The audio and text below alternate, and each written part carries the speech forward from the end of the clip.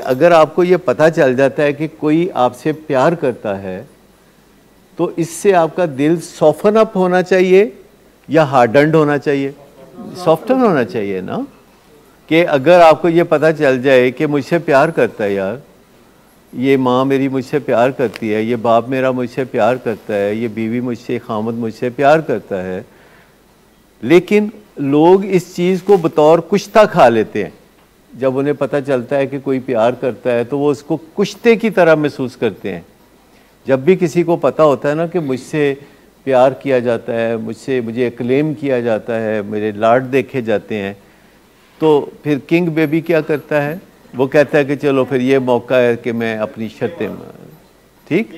हालांकि होना ये चाहिए कि जब हमें पता चले कि कोई रिगार्ड करता है और प्यार करता है तो फिर रेड लाइंस क्रॉस करनी चाहिए कि नहीं?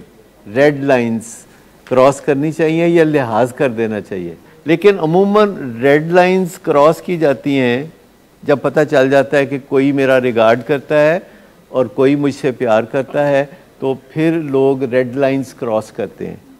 और जब वो रेड लाइंस क्रॉस करते हैं तो दूसरे फिर भी कुछ नहीं कहते क्योंकि वो प्यार करते हैं, तो फिर रेड लाइन क्रॉस करते हुए महसूस ही नहीं होता कि मैं रेड लाइन क्रॉस कर रहा हूँ। फिर यूँ लगता है कि मैं ठीक ही तो कर रहा हूँ। लेकिन ये सारी चीज़ें करने के बाद एक और चीज़ भी आपको समझने की ज़रूरत है कि अगर आप रिकवरी में हों तो उसका हर दिन, हर हफ्ता और हर महीना कैश कराने की तो ज़रूरत नहीं कि देखो हुण मैं नशा छड्डिया है तो तुसी मैनू ए दिओ, तो नशा छड्डिया है तो हुण मैनू सवेरे उठ के सलाम करिया करो। नहीं, बिल्कुल भी नहीं। आपने जो रिकवरी हासिल करनी होती है उसमें सबसे बड़े स्टेक होल्डर तो आप खुद हैं, तो सबसे बड़े बेनिफिशियरी तो आप खुद हैं, फ़ायदा उठाने वाले आप खुद हैं। अगरचे आपके घर वाले खुश होते हैं, हम खुश होते हैं आप रिकवरी को देख के, लेकिन सबसे बड़े बेनिफिशियरी तो आप हैं। तो उसके लिए कोई उसको एनकैश कराना तो ये तो बड़ी नामुनासिब बात है कि अच्छा मैं रिकवरी में हूँ तो अब मुझे ये लेके दें या मुझे वो करके दें। किसी भी बंदे की हर बात दुनिया में नहीं मानी जाती, चाहे कोई बादशाह हो उसकी भी हर बात नहीं मानी जाती, तो आपकी कैसे मानी जाएगी? और हर बात सिर्फ मानी जाती है ऊपर वाले की, ये समझने की ज़रूरत है। और आप ऊपर वाले नहीं हैं, आप नीचे वाले हैं। You are not God, are you? नहीं ना। तो इतनी सी बात अगर मान ले कि हम खुदा नहीं हैं और अगर हमारी बात नहीं मानी जाती तो हम कहते हैं अच्छा फिर होर की हो सकता है, मैं केड़ा खुदा हूँ। लेकिन आप देखिए अल्लाह की इतनी बातें नहीं मानी जाती और फिर भी वो कितना तहम्मुल वाला है। अगर वो चाहे तो हम बात ना माने तो वो क्या कुछ कर सकता है, करता है। वो भी कहता है अच्छा देखते हैं, आगे देखते हैं, आगे बढ़ते हैं, और माफ़ी दे देता है अगर माफ़ कर लें तो, माफ़ी मांग ले तो ये समझने की ज़रूरत है। लेकिन मैं आपको बताऊं कि जिस स्टेज पे आपने नशा शुरू किया था उस स्टेज पे दिमाग की जो सलाहियतें थीं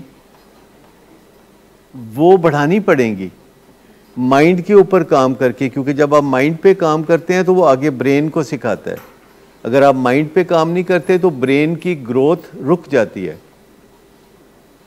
और आपको बारहा एहसास होता है कि आप गलत करते हैं, लेकिन फिर दिमाग बरगला लेता है, कहता है नहीं नहीं तुम ठीक कह रहे हो, और बंदा गलत सोच रहा होता है, बैठे बैठे गलत सोच रहा होता है। जब वो अपने खिलाफ ही इक़दामात कर रहा होता है तो उसकी ज़हनी सेहत कैसी होती है? जब वो ट्रस्ट नहीं कर रहा होता ट्रस्टवर्दी लोगों पे, जब कोई बंदा ट्रस्टवर्दी लोगों पे ट्रस्ट ही नहीं कर रहा होता तो उसकी ज़हनी सेहत कैसी होती है? जब वो ये सोच रहा होता है वो मैनू मार देंगे, कोई ए मैनू खीरते मार देंगे, और फ़लाँ को जो दिल का दौरा पड़ा है वो फ़लाँ ने धमकी दी तो पड़ा है, और फिर मैं आपको बताऊंगा कि एक जहर होता है जो खिला दिया जाए तो उससे हार्ट अटैक होता है। आप में से क्राइम पेट्रोल की वो 3 किस्तें किसने देखी हैं जिसमें यही कहानी है? किसी ने देखी? 3 किस्तें जिसमें एक लड़की जहर दे के 6 लोगों को मारती है। इंडिया में क्राइम पेट्रोल, जो क्राइम पेट्रोल, अगर आप में से कोई देखना चाहे तो जाके देख सकता है। लिखिएगा क्राइम पेट्रोल एपिसोड 100, 101, 102, 3 एपिसोड 100 और 101 और 102, उसमें 3 किस्तें हैं 45-45 मिनट की, जिसमें वो बताते हैं कि किस तरह वो लड़की प्लान करती है, आखिरकार पकड़ी जाती है। वो एक जहर होता है जो मार्केट में अवेलेबल नहीं, वो एक जहर है जो पाकिस्तान में अवेलेबल नहीं, किसी जगह अवेलेबल नहीं। बड़े लोग तलाश कर रहे हैं परसों से वो जहर, तो पाकिस्तान में वो अवेलेबल नहीं। इंडिया की 2 यूनिवर्सिटियों के पास होता है जो रिसर्च करते हैं, और वहाँ उनको उस पॉइज़न का इस्तेमाल करना पड़ता है, और वो कंट्रोल्ड पॉइज़न है। और वो एक लड़की ने यूनिवर्सिटी में राब्ते बना के, जबकि वो स्टूडेंट भी नहीं थी, टीचर भी नहीं थी, तो राब्ते बना के वो जहर 219 में वो जहर उसने हासिल किया था, और उसने 6 ख़ानदान के लोगों को चाय कॉफ़ी में और सूप में मिला के तो जान से ख़त्म कर दिया था। लेकिन मैं बता रहा हूँ कि अमेरिका की कुछ यूनिवर्सिटियों में वो कंट्रोल्ड पॉइज़न है जो कि रिसर्च के काम आता है, और वो किसी बंदे के हाथ नहीं लग सकती उसकी कोई डोज़। पाकिस्तान में तो अवेलेबल ही नहीं, ऐसी रिसर्च होती कोई नहीं। लेकिन अगर नेशनल टीवी पे पूरे पाकिस्तान में खड़े होकर मैं लोगों को बताऊं कि एक जहर होता है जो किसी के खाने में मिलाएं तो उसको हार्ट अटैक होता है और वो मर जाता है और किसी को शक नहीं पड़ता, तो ये कितने नफलों के सवाब वाला काम है। मुझे सर ये बता दें, ये कितने नफलों के सवाब वाला काम है कि आप एक इतने बड़ी जगह पे खड़े के इतने काम पे खड़े हो के आप कहते हैं कि एक जहर होता है, मैं बताऊंगा आपको, फिर बताया भी नहीं, क्योंकि उसका ना एडा मुश्किल है कि वो ख़ातमुन नबीयीन से भी ज़्यादा मुश्किल है। तो अपनी रहनुमाई के लिए कोशिश करें, बजाय इसके कि अपनी ज़िंदगी को मुसीबतों में गिराते चले जाएं और उसे कामयाबी समझें, गिराते से गिराते चले जाएं और उसे कामयाबी समझें, और लोगों का तावन गलत मकासद के लिए हासिल करें, कसूर अपना हो और फिर सज़ा भी अपने आप को ही दी जाए। ये तो कोई फ़ायदे की बात नहीं है कोई फ़ायदे की बात कि बैठ के सोचते रहें कि अच्छा कोई दोस्त होगा, वो किसी वकील को पकड़ेगा, फिर ये होगा। इस स्टेज तक आने के लिए 45 साल लगे कि बात हो सके। ये जो हम बात करते हैं और जवाब आता है और सवाल आता है और जवाब आता है, इसका माहौल पैदा करते करते 45 साल लगे। पर आप चाहें तो अपने घर में ये माहौल बहुत जल्दी पैदा कर सकते हैं अपने पेशेंट के साथ और बाकी फैमिली मेम्बर्स के साथ, कि जब आप बैठ के बात कर रहे हों तो साथ वाले कमरे में आवाज़ ना जा रही हो ख़राब किस्म की, कोई साथ वाले कमरे में लोग घबरा ना रहे हों, हमसाए परेशान ना हो रहे हों। तो ये माहौल जब बना लेंगे तो मसले भी हल हो जाएंगे। और इस माहौल के बनाने के लिए हम यहाँ तैयार करते हैं पेरेंट्स को कि आप रोज़ आइए और अपने इस नए रंग को अपना लीजिए कि आपने बात करनी है, गुस्सा नहीं करना। और जैसे बात हो रही थी कि अगर बात ख़राब होती है तो छोड़ दें और एक नींद बीच में ले आएँ या एक मील बीच में ले आएँ और फिर दोबारा बात करें। और अगर आप के साथ इस तरह करते हैं तो 5 दफ़ा मिनिमम और 21 दफ़ा मैक्सिमम आपको बात करनी पड़ेगी। जब भी आपके किसी के साथ मुज़ाकरात नहीं रहे होते तो हमारी कोशिश क्या होती है कि हम कहते हैं कि एकदम से सब कुछ ठीक हो जाए, शाम से पहले ठीक हो जाए, क्योंकि हम ऑलरेडी थके हुए आते हैं। यहाँ जो भी आता है ताज़ा दम नहीं आता, बहुत थक के आता है। और जब बंदा बहुत थका होता है तो वो कहता है कि अब मुझे ये खबर सुनाइए कि बस आपकी मुश्किलें आसान हो गई। और जहाँ से ये आवाज़ आती है कि जा तू आज़ाद हो गया, तेरी मुश्किलें आसान हो गई हैं, तो कितना अच्छा लगता है। घरों में भी जो मरीज़ सबसे ज़्यादा अपने लिए नुकसानदेह काम करता है वो घर वालों को 2 हिस्सों में डिवाइड करने का काम है कि एक घर में 6 लोग हैं तो उसमें से जो एक बंदा समझदार है उसको कॉर्नर करना या 2 हिस्सों में तकसीम करना। और ये पेशेंट ऐसे करता है कि अपने घर के कुछ लोगों को अलग ले जाके कहता है कि तुहाडे मेरे दरमियान गल है, हुण मैं नशा नहीं जे करना ते तुसी बस मैनू या तो एक सिगरेट पिया दिओ तो दसना किसी को ना, तो हस्पताल जाने की भी जरूरत कोई नहीं। तो जोड़ा बंदा हस्पताल का बड़ा शौकीन है ना साढ़े घर च, तो उन्होंने भी नहीं दसना, उन्होंने भी पासे कर दो। तो जब कोई बंदा एक काम कहीं से करा रहा होता है जहाँ से उसे बताया जा रहा होता है कि बड़ी मेहनत करनी पड़ेगी तो कामयाबी मिलेगी, और उसको कोई और कहता है कि ऐसे काम हो जाएगा तुम्हारा, तो किधर इंसान जाता है? देखे ना, अगर आपको कोई कहता है कि आपने लेना है अमेरिका का और उसके लिए आपको ये करना पड़ेगा और वो करना पड़ेगा और वो करना पड़ेगा, तो बैंक स्टेटमेंट तो फलाना, और फिर जाके कहीं आप वीज़े की उम्मीद रखें। और एक बंदा महल्ले में परचून की दुकान वाला है, वो कहता मसला ही कोई नहीं, 25,000 में दो मैं लवा देना, तो आप उधर जाएंगे।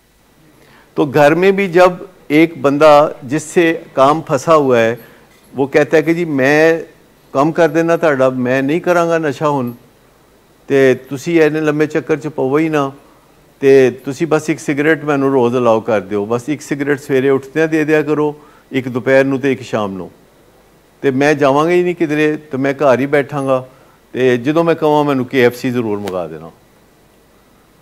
तो बंदे नूं लगदा यार सौदा तो बड़ा वधिया है, इलाज कराना ज़रूरी नहीं है यहाँ से या कहीं से भी, सिर्फ उन असूलों को फॉलो करना ज़रूरी है जिससे कि बंदा सेहतयाब होता है। और वो असूल सारे के सारे गूगल पे और यूट्यूब पे दिए हुए हैं कि do this don't do this, do this don't do this. मुझे बताइए कि ख़र्चा कहाँ है? व्हाट्सएप कॉल जब करते हैं अमेरिका पे आप बैठ के पाकिस्तानी रिश्तेदारों के साथ, कोई ख़र्चा होता है? और जब आप गूगल पे जाके या यूट्यूब पे जाके सर्च करते हैं अपने प्रॉब्लम के मतलब, कोई ख़र्चा है?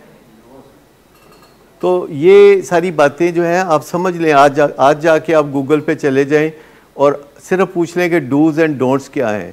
आप पूछ लें कि मेरा बच्चा नशा करता है, मुझे कल ही पता चला है, मेरे हाथों के तोते उड़ गए हैं, और अब मुझे आप बताइए कि मुझे क्या करना है। वो आपको जो काम बताएंगे आप लग जाएं उस काम पे, तो आपको किसी इलाज की ज़रूरत नहीं है। लेकिन अगर फ़र्ज़ करें, देखिए लोग घर पे भी अपने कपड़े सी लेते हैं ना, लेकिन जिसके पास पैसे होते हैं वो दर्जी के पास चला जाता है, जिसके पास और ज़्यादा पैसे होते हैं वो ब्रांडेड कपड़े ले लेता है। अपने शौक़ की बात है ना, लेकिन घर पे भी सी लेते हैं लोग कपड़े। जो घर वाले हैं जब वो ये स्टडी करना शुरू कर देंगे कि हमें क्या करना है और क्या नहीं करना, तो बंदा लपेटे में आ जाएगा। जो आपका बंदा है, जो आपका प्यारा है, तो वो खुद ब खुद, देखिए घर में 6 लोग हैं आमतौर पर, और एक बंदा होता है 7वां जो कि ये तंग कर रहा होता है। तो 6 लोग अगर बैठ के तो मशावरत करके और मालूमात हासिल करके उन पे सिर्फ अमल करना शुरू कर दें, सिंपल डूज़ एंड डोंट्स, और कुछ भी नहीं, तो वो बंदा लपेटे में आ जाएगा। वो बिल्कुल आपका ताबेदार बनने की कोशिश करेगा और कहेगा जी मैंने दसो की करना है, और फिर आप आगे का सफ़र करें। लेकिन मैं आपको बताऊं कि ऐसी कोई बात छुपी हुई नहीं है ज़मीन के 7 पर्दों के नीचे जो नशे की बीमारी से शिफा देने वाली बात है। ऐसी कोई बात छुपी नहीं हुई। NA मीटिंग्स होती हैं जहां लाहौर में कई जगह पे लोग बैठते हैं और बैठ के तो वो बातें करते हैं, और ये वो लोग होते हैं जिन्होंने नशा छोड़ा होता है। अगर उनके अंदर जाके बैठ जाएं तो वो सारे रास्ते बता देंगे कि नशा कैसे छोड़ते हैं। मुझे बताएं, लोग घर बैठे ही बगैर इलाजों के नशे नहीं छोड़ते? लोग जेलों में नशे नहीं छोड़ते? लोग गाँव में जाके देसी घी खा के नशे नहीं छोड़ते? लोग छोड़ते हैं नशे, हर तरीके से छोड़ते। असल बात तो ये है कि जब आप एक सीधे रास्ते पे चलना शुरू हो जाते हैं तो रास्ता सामने खुलना शुरू हो जाता है। वो कहते हैं ना, when the student is ready, the teacher will appear। आप जहाँ भी स्टूडेंट के तौर पर रेडी हो जाएंगे, टीचर कहीं ना कहीं से आ जाएगा। ज़माना उस्ताद है, कोई ना कोई बताएगा कि ये काम ऐसे करते हैं या ये काम वैसे करते हैं। मुझे बताएं, आप सब लोग कारोबार करते हैं ना? क्या सब लोग MBA करके कारोबार करते हैं? कितने लोग हैं जो MBA करके कारोबार करते हैं? चिट्टे अनपढ़ कारोबार करते हैं और बहुत अच्छा और MBA को मुलाजम रखते हैं, 100 MBA मुलाजम रखते हैं, क्योंकि वो रास्ता ढूंढ लेते हैं कि रास्ता क्या है। अगर आप भी रास्ता ढूंढना चाहें अपने प्रॉब्लम का तो कोई मसला ही नहीं है, रास्ता ढूंढना चाहें तो। और उसके लिए मरीज़ की बजाय जो ओनस है, जो रिस्पॉन्सिबिलिटी है, वो उससे प्यार करने वालों पर आती है, क्योंकि मरीज़ का तो जहन जो है वो काम नहीं कर रहा नशे की वजह से, उसका तो दिमाग नशे से मगलूब है।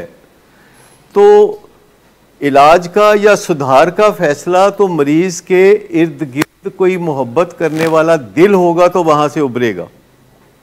और मैं आपको बताऊं कि लोग बहुत प्यार भी करते हैं, अपने चाहत का निशाना भी किसी को बनाते हैं, लेकिन अगर वो मुसीबत में नज़र आता है तो इखलाकी तौर पर क्या फ़र्ज़ बनता है? मुझे बताइए कि अगर कोई बंदा नशे नुशे करता है, कारोबार भी करता है, भागा फिरता है, फुर्तियों में ज़िंदगी गुजार रहा है, तो क्या उसके इर्द गिर्द बंदों को पता नहीं होता कि ये नशा करता है? तो फिर वो क्यों नहीं, जब तक कि वो गिर ना जाए। यानी इनिशिएटिव लेना बहुत मुश्किल काम है। मैं आपको बताऊं, दुनिया में बड़े बड़े हादसे इसलिए हुए कि कोई बोलना चाहिए था किसी को तो कोई बोला नहीं। अमेरिका में एक जहाज़ जो है टैक्सी कर रहा था रनवे के ऊपर, और बर्फ़ की छोटी छोटी टुकड़ियां जो है उसके पर्दे उसके परों के ऊपर पड़ रही थीं, और दो पायलट थे, और एक बड़ा पायलट था, एक छोटा पायलट था। और छोटा पायलट इशारे के नाम में बात कर रहा है, कहता है कोई बर्फ़ ज़्यादा नहीं पड़ रही, परों पे बोझ कुछ ज़्यादा नहीं हो गया, ये जहाज़ उठा लेगा ये बोझ। और जो सीनियर पायलट था उसने उसकी बातों को इग्नोर किया, क्योंकि उसने साफ लफ्ज़ों में नहीं बोला कि रुक जाएं, ये जहाज़ टेक ऑफ नहीं कर सकता। उसने जहाज़ टेक ऑफ किया, जहाज़ वहीं तबाह हो गया। तो ऐसी बहुत सारी चीज़ें होती हैं कि जो हम देख रहे होते हैं। ऑपरेशन थिएटर में सर्जन गलती कर रहा होता है, एक नर्स देख रही होती है, उसकी ज़रूरत नहीं होती कि बोले कि ये देखें ये स्टेप आप गलत कर रहे हैं, इससे जान को ख़तरा है, तो बोल देना चाहिए, वॉइस रेज करनी चाहिए, विसल ब्लो करनी चाहिए। अगर घर में कोई बंदा गलत काम करता है तो आपको विसल ब्लो करनी चाहिए। इसका मतलब ये नहीं कि आप उसके पीछे पड़ जाएं हाथ धो के और उसको गाली गलोच करें और उसको मार पिटाई करें और उसको कॉर्नर कर दें। इसका मतलब ये नहीं है, बस आप विसल ब्लो करते रहें कि ये जो आप कर रहे हैं इसका खुमियाजा आपको बहुत जल्द भुगतना पड़ेगा। अगर आप किसी की मोहब्बत का भी दावा करते हैं, चाहत का भी दावा करते हैं, और आपके सामने उसकी ज़हनी सेहत तबाह हो रही है, तो मुझे बताइए कि वो जितना बड़ा बंदा होगा तबाही उतनी बड़ी होगी। अगर वो नॉन फंक्शनल होगा तो तबाही थोड़ी होगी, अगर वो फंक्शनल होगा तो तबाही बहुत ज़्यादा होगी। अगर वो कोई लीडर होगा या कोई सीईओ होगा तो तबाही बहुत ज़्यादा होगी। और अगर कोई बोलता है तो उसको भला क्या कहा जाता है? अगर कोई बोलता है तो उसको क्या कहा जाता है? कहते हैं अपने काम से काम रखो। वो कहता है कि अपने काम से काम रखो वरना तुम्हारी इज्जत खतरे में पड़ जाएगी। क्योंकि जब भी कोई बोलता है, घर में नशे का मसला होता है और 6 लोग हैं और एक बोलता है और 5 नहीं बोलते, तो बिस्ती किसकी होगी? जो बोलता है। और वो जाके दोस्त को कहता है यार देखो मैं बोलता हूँ और मेरी बेइज्जती होती है, तो वो बाहर वाला क्या कहता है? वो कहता है तू ना बोला कर। वो कहता है अच्छा ना बोला करूँ, लेकिन मेरा भाई है या मेरा बेटा है या मेरी बेटी है, तो मैं नहीं बोलूँगा तो उसका क्या बनेगा? तो मुझे ये बताएं कि जब आप किसी की वेलफेयर के बारे में सोचते हैं तो इसके साथ ही आप अपना भी कोई रोना रो रहे होते हैं, तो इस तरह बात नहीं बनती। कई दफ़ा लोग कहते हैं इस तरीके से कि आप अपनी इज़्ज़त बचाएं, आपको क्या ज़रूरत पड़ी है कि ऐसा काम करें, आप ना कहा करें ये चीज़ें, अपने आप को एक्सपोज ना करें और वरना आपकी इज़्ज़त ख़राब हो जाएगी। तो जवाब बड़ा सिंपल होता है, हम सबको अच्छा लगता है कि हमारी इज़्ज़त हो, लेकिन ये इज़्ज़त दूसरे हमारी करें ये हमारी चाहत है, ये हमारी ज़रूरत नहीं है। हमारी ज़रूरत ये है कि हम अपनी इज़्ज़त खुद करें। अगर हम अपनी इज़्ज़त खुद करें मेरिट के ऊपर, तो ये है हमारी ज़रूरत। दूसरे लोग हमारी इज़्ज़त करें हमारे खामोश रहने की वजह से या हमारे अच्छे चाल चलन की वजह से कि हम अच्छे कपड़े पहन रहे हैं, हम अच्छी गाड़ी पे घूम रहे हैं, हम मुस्कुराते हैं तो लोग हमारी इज़्ज़त करते हैं, तो ये चाहत हो सकती है, ये हमारी ज़रूरत नहीं हो सकती। हमारी ज़रूरत सिर्फ ये है कि क्या रात को सोते वक्त हमारे दिल से आवाज़ आती है कि तुमने अच्छा किया। बस अच्छा करने का मतलब ये नहीं कि आप किसी का गर्दन मरोड़ के उससे बात मनाएं या किसी को आर्म ट्विस्टिंग करके उससे बात मनाएं। आपने बात करनी है, बस छोड़ देना है, फिर उसको वहीं छोड़ देना है, बात करनी है और छोड़ देना, इतना तो कर ही लेना चाहिए। लेकिन जब हम एक दफ़ा बात करते हैं तो फिर हम तुल जाते हैं, हम कहते हैं नहीं हुन आज ही मैं सारा काम करके छड़ना। इससे खराबी पैदा होती है, इससे कोडिपेंडेंस पैदा होती है, इससे रोगी बनते हैं लोग और उन्हें पता भी नहीं होता कि वो रोगी बन चुके हैं। जिस तरह एडिक्शन में डिनाइल होता है, इसी तरह रोग में भी डिनाइल होता है। रोग को पहचानने की ज़रूरत है। रोग वो होता है जबकि हमारा कोई प्यारा गलत काम कर रहा होता है और हम उससे ज़्यादा तड़पते हैं। जब हम उससे दूर जाते हैं तो हमें बेचैनी होती है और जब हम उसके करीब आते हैं तो हमें गुस्सा चढ़ता है और हम अपना बस ना चलने से बहुत परेशान होते हैं। हमारा दीवारों को टक्करें मारने को दिल करता है। कभी हम उसे कहते हैं मेरी तरफ से तुम मरो, मेरी तरफ से तुम जितना मर्जी जाके नशा करो, मुझे कोई परवाह नहीं है। कभी हम रो के उसके पाँव में गिर जाते हैं कि तुम्हारी मेहरबानी तुम नशा ना करो। कभी हम उसकी फेंटी लगा देते हैं और फिर हमारा ख्याल होता है कि हमने बहुत बुरा किया है, फिर हम उससे माफ़ी मांग लेते हैं, फिर हम उसको वही दे देते हैं जिससे हम मना कर रहे होते हैं। इसको हम कोडिपेंडेंस कहते हैं, रोग कहते हैं। इस रोग से निकलने की ज़रूरत है। हर घर में जहाँ एक नशे का मरीज़ है वहाँ 2 रोगी पाए जाते हैं और उन रोगियों का सेहतमंद होना बहुत ज़रूरी है, क्योंकि जब तक वो रोगी सेहतमंद नहीं होंगे तब तक वो मरीज़ भी जो एडिक्शन में मुब्तला है वो भी सेहतमंद नहीं होगा। उस रोग में से निकलना जो है वो बहुत इम्पॉर्टेंट है और ये देखते ही देखते हो जाता है। इसलिए आपने देखा हम कभी इतना कलपते नहीं हैं। हमें कोई ना कोई कहीं ना कहीं कामयाबी की कोई ना कोई बूंद कहीं ना कहीं से टपकता रहा हूँ ना कि जब भी कोई बच्चा कहना नहीं मानता और हम उसका कहना मानने लगते हैं तो हम उसकी ज़िंदगी को बड़े शदीद ख़तरे में डाल देते हैं। ये बात याद रखिए कि बच्चों की बात अगर आप करना चाहते हैं तो 3, 4 साल 5 साल के बच्चे के साथ आप उसका मुस्तकबिल या बना देते हैं या उससे खींच लेते हैं। किसी भी बच्चे की उम्र अगर 3, 4, 5 साल है तो आपको उसकी 4 बातों में से एक बात माननी चाहिए। बच्चों की हमेशा 4 बातों में से एक बात माननी चाहिए। जब बाकी की 3 बातें नहीं मानेंगे तो एक बात की कदर आएगी। जब आप चारों बातें मानते हैं तो बेकदरी हो जाती है। फिर वो 5वीं बात ढूंढता है और वो 5वीं बात नशा होती है। 5वीं बात, क्योंकि जब चारों ही बातें मानी जाएं और बंदे को ज़िंदगी में कोई मज़ा ना आए तो 5वीं बात की ज़रूरत पड़ती है और वो 5वीं बात कोई नशा हो सकता है। और मैं आपको बताऊं कि नशा बेपनाह कॉमन है। हमारे मुल्क में जितने लोग नशा करते हैं वो ज़्यादा हैं, वो अक्सरियत में हैं, और जितने लोग नशा नहीं करते वो अक़लियत में हैं, वो मिनॉरिटी में है। हाँ, हर नशा करने वाला एडिक्ट नहीं होता। नशा करने वालों में से 10% एडिक्ट होते हैं जो तबाही के शाहकार होते हैं, लेकिन 90% नशा करने वालों में से एडिक्ट नहीं होते और उनकी ज़िंदगी छोटी मोटी पसमानदगी के साथ घिसटती रहती है। वो बस थोड़ा बहुत ज़िंदगी में कोई नुकसान छोटा मोटा उठाते हैं जो कि नज़र भी नहीं आता। तो बहुत लोग नशा करते हैं, बहुत लोग नशा करते हैं। जितना कोई बंदा आपको अच्छी पोजीशन में नज़र आता है उतना ही उसके नशे में होने के इम्कानात ज़्यादा हैं। जितना ही कोई बड़ा आपको नज़र आता है उतना ही वो नशे के अंदर डूबा हुआ भी होता है। अगर कोई बड़ा अफसर हो, कोई बड़ा डॉक्टर हो, कोई जज हो, कोई जर्नैल हो, कोई बड़ा वकील हो, कोई बड़ा पायलट हो, तो 70% इम्कान है कि वो नशा करता है।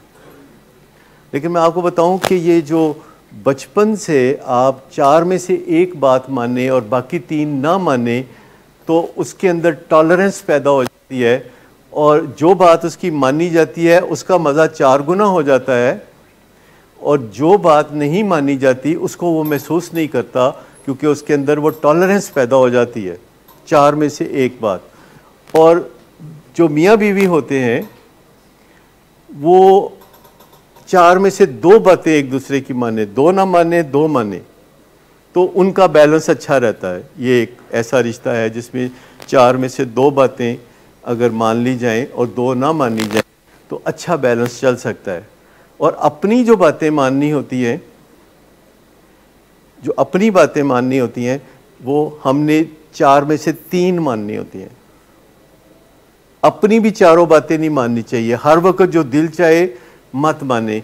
4 में से 1 बात अपनी भी ना माने। और 4 में से चारों बातें किसकी माननी चाहिए? वो ऊपर वाले की, और कानून की, और वैल्यूज़ की, और सोसाइटी की, और ख़ानदान की, और पंचायत की। चारों में से 4। और अगर ये नहीं करेंगे फार्मूले पे अमल, तो फिर 5वीं बात के लिए तैयार रही, और वो नशा है। 5वीं चॉइस नशा है। और नशे में जो ही बंदा जाता है 10% इम्कानात हैं कि वो एडिक्ट हो जाएगा। और चाहे वो जितना मर्जी सुपर किंग हो, 10 में से अगर एक नाम निकल आया उसका कुर्राए फाल में निकल आया, कंप्यूटर में से उसका नाम निकल आया है, तो 10 में से 1 है जो कि एडिक्ट बनेगा। चाहे वो गोरा हो, चाहे वो काला हो, चाहे वो सैयद हो, चाहे वो बरासी हो, चाहे वो कुछ भी हो, 10 में से 1 बस जिसके गले में वो आ गया फिट। वो कौन हो सकता है? वो गुनाहगार हो सकता है, वो बेगुनाह हो सकता है, वो अच्छे अखलाक का हो सकता है, वो बुरे अखलाक का हो सकता है, वो दौलतमंद या गरीब हो सकता है।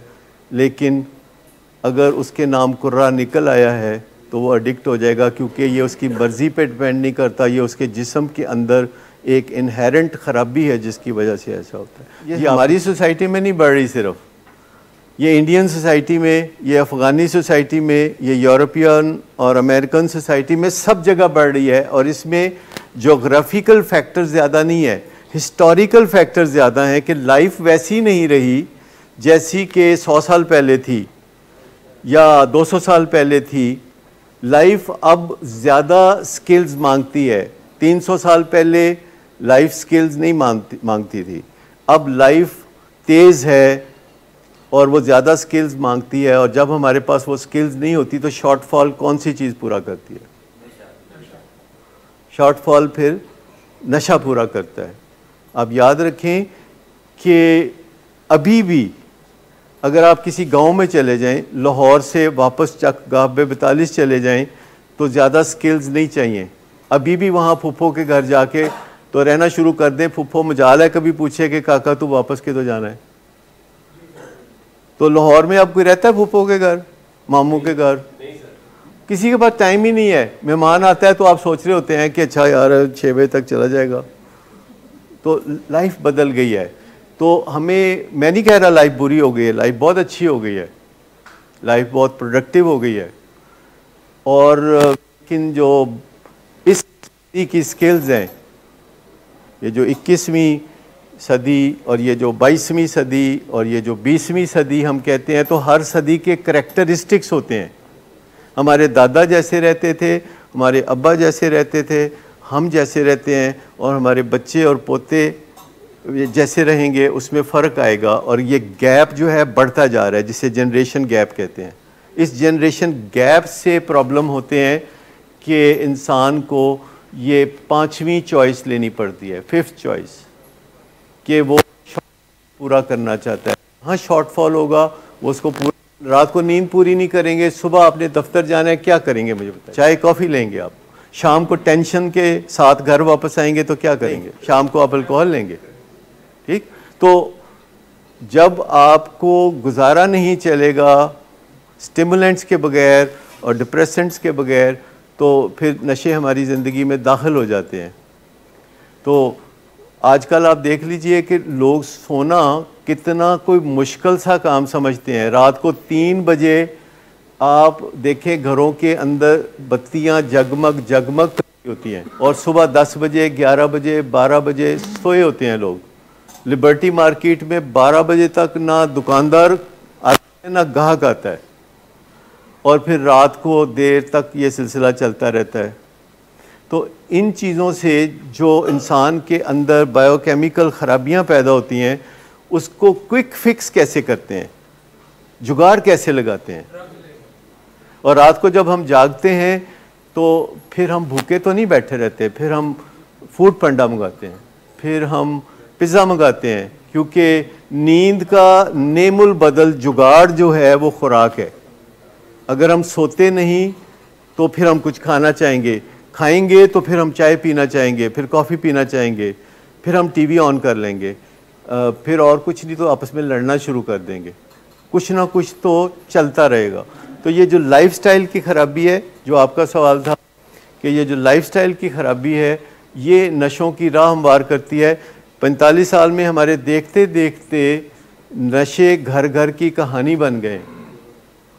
हालांकि बड़ा आसान है, अगर आप चाहें तो अपने घर से इस बीमारी को फ़ारिग कर सकते हैं, और सादा से चंद असूल जिनको हम हिफाजती टीके कहते हैं, अगर आप वो सादा से चंद असूल पकड़ लें तो कोई मसला नहीं। आपके घर में ख़ास तौर पर जो इस छत के नीचे बैठे हुए हैं उनके ऊपर अल्लाह का काफ़ी फजल है। बाकी लोग जो शहर में हैं, जो हर वक्त भाव पूछते रहते हैं, टमाटर का भाव क्या है, आटे का भाव क्या है, आप में से ज़्यादातर लोगों को नहीं पता होगा कि चने की दाल का भाव क्या है या माश की दाल का भाव क्या। पता है कुछ? कभी इस बात पे सोचा कि या अल्लाह तेरा शुक्र है कि कभी बजट नहीं बनाना पड़ता और भाव सुन सुन के रंग नहीं उड़ता। बेशुमार लोग हैं जो भाव सुन सुन के सड़ते कुटते रहते हैं, चीज़ खरीदते कोई नहीं, खाली भाव सुन के फारिग हो जाते हैं। यानी लोगों को अब ताज़ा भाव सुनने से भी खौफ आने लगा है। कई दिन से पूरी कौम खौफ में मुब्तला है कि पेट्रोल की कीमत कब बढ़ जाएगी तो मुसीबत आ जाएगी।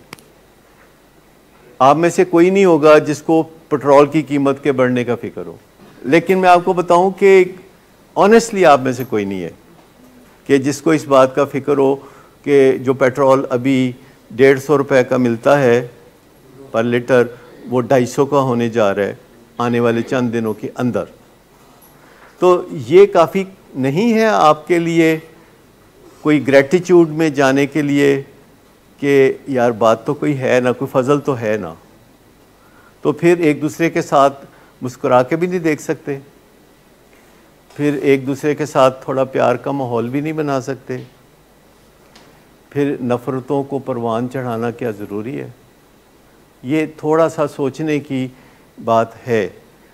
और जब आपको के घर वालों ने किसी न किसी तरीके से हरकुलिस की तरह ताकत इस्तेमाल करते हुए इलाज में डाल ही दिया है तो इसका फ़ायदा उठा लें। हमें इतना लंबा अरसा हो गया है, 45 साल का अरसा हो गया है, कभी कोई कॉल आ जाती है, कभी कोई मैसेज आ जाता है, कभी कोई अचानक कहीं मिल जाता है, कभी कोई मिलने आ जाता है। हमारे जो हौसले जो कभी न कभी कमज़ोर पड़ते हैं तो उनको स्ट्रेंथन करता है। लेकिन जब आप अपने एक बच्चे पे नज़र डालते हैं तो वो आपकी कुल कायनात होता है, आपको उसके साथ दाएं बाएं कुछ नज़र नहीं आता। इसको हम टनल विजन कहते हैं, यानी आपको सिर्फ बच्चा नज़र आता है, हमें सब नज़र आता है क्योंकि हम सब बच्चे हमारे बच्चे हैं, तो हमें सब नज़र आता है। तो कई दफ़ा अचानक रस्मन भी पूछ लेते हैं आके कि डॉक्टर साहब ठीक तो हो जाएगा ना, तो यकदम कितनी एक तकलीफ़ दे बात है जो ज़हन में आती है कि जो मैं जिद्दोजहद कर रहा हूँ तो आखिर में ये पहाड़ की चोटी सर कर लूँगा कि नहीं।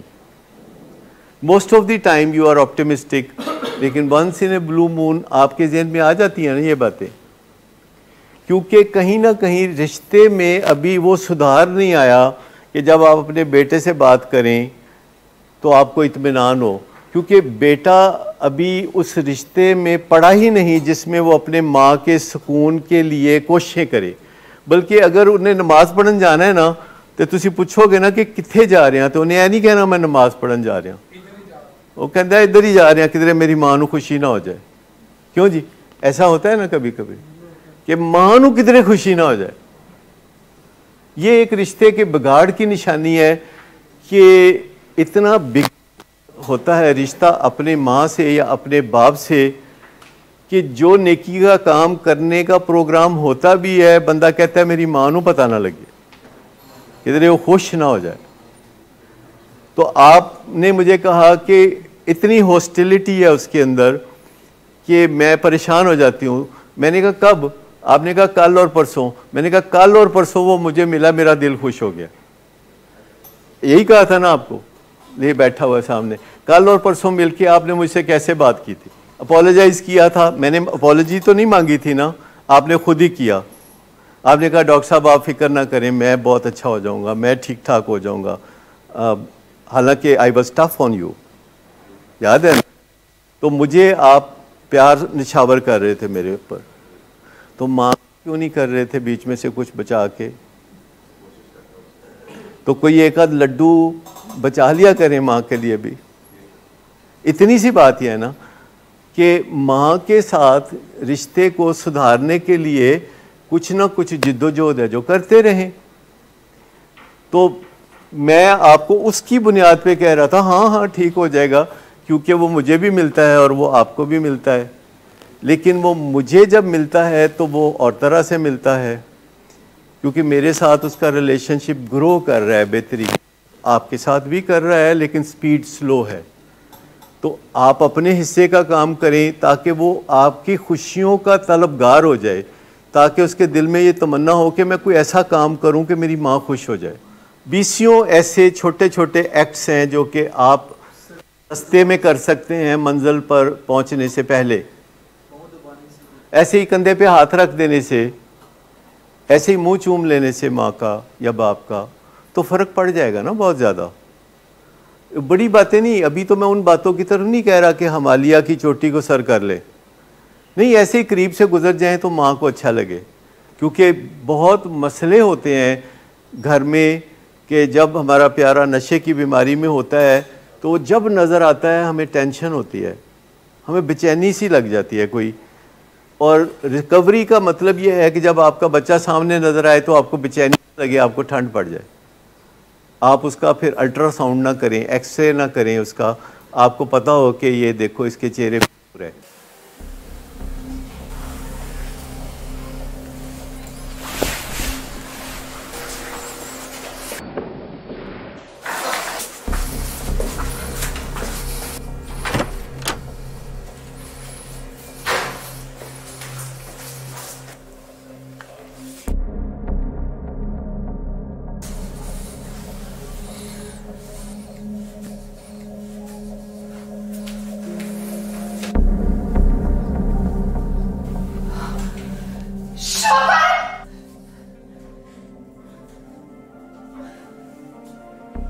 शराब नोशी की वजह किरदार की खराबी नहीं, मूड की खराबी है। शराब नोशी कभी भी नशे की बीमारी में बदल सकती है। नशे की बीमारी हर स्टेज पर काबिले इलाज है। मदद हासिल कीजिए, क्योंकि वो ऐसा नहीं करेगा। विलिंग वेज से मदद हासिल कीजिए, कहीं से भी मदद हासिल कीजिए, लेकिन फौरी मदद हासिल कीजिए। जिस मुआवजे के इंतजार में आपने बहुत देर कर दी, अब वो दस्तक दे रहा है। मदद हासिल कीजिए, मदद हासिल कीजिए, मदद हासिल कीजिए।